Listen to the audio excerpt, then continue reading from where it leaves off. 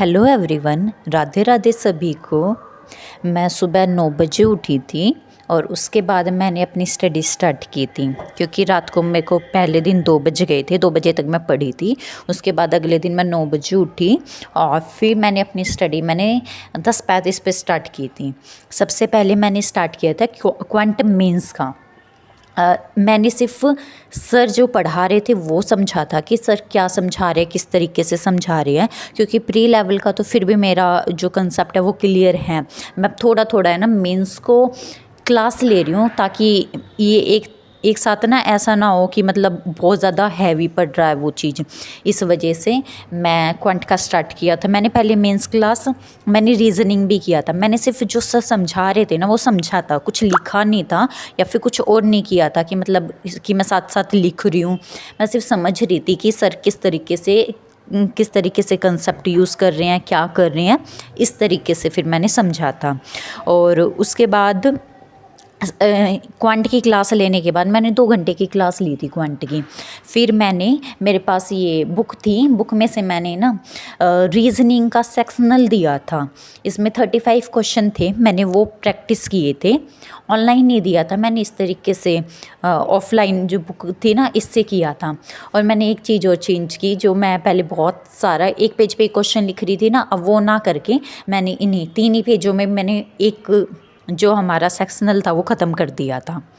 इस तरीके से उसके बाद फिर मैंने स्टार्ट किया था इंग्लिश का एडिटोरियल। इंग्लिश का एडिटोरियल पहले मैं ऐसे करती थी कि सर समझाते थे ना, तभी मैं स्टॉप करके फिर मैं पहले रीड करती थी, फिर सर का समझती थी। लेकिन अब की बार पहले मैंने PDF से रीड किया था और उसके बाद जाके फिर मैं क्लास में गई थी। फिर मैंने समझा था कि सर किस तरीके से समझा रहे हैं।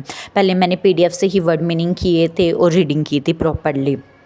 उसके बाद फिर मैं क्लास में गई थी, सर की यूट्यूब पे जो आती है, फिर मैंने देखा था कि सर क्या समझा रहे हैं और किस तरीके से समझा रहे हैं।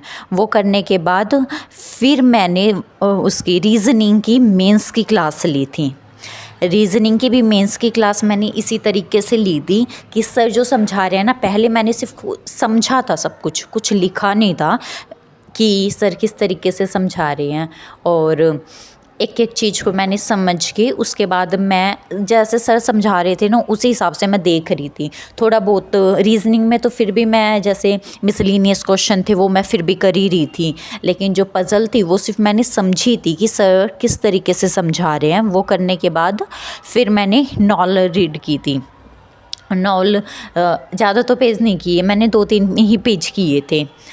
ऐसे 2-3 पेज मैं डेली रीड कर लूँगी, ताकि मेरे उसमें रीडिंग का फ़्लो बना रहे।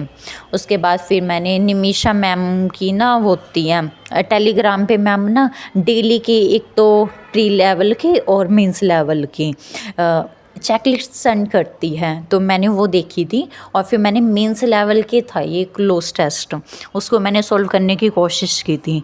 थोड़ा हाई लेवल का तो था बट टाइम लग रहा था, पर मैंने वो सॉल्व करके देखा था और किया था कि किस तरीके से मैम जो है वो करवा रही हैं।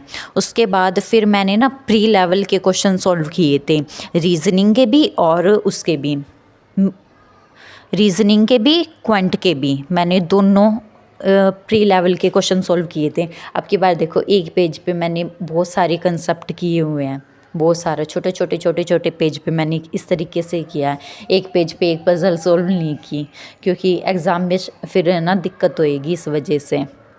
ये करने के बाद दोनों चीज़ मैंने की थी, रीज़निंग भी और वो भी क्वांट भी। और मेरा जो स्टडी आवर था वो 9.5 घंटे थे। Thanks for watching.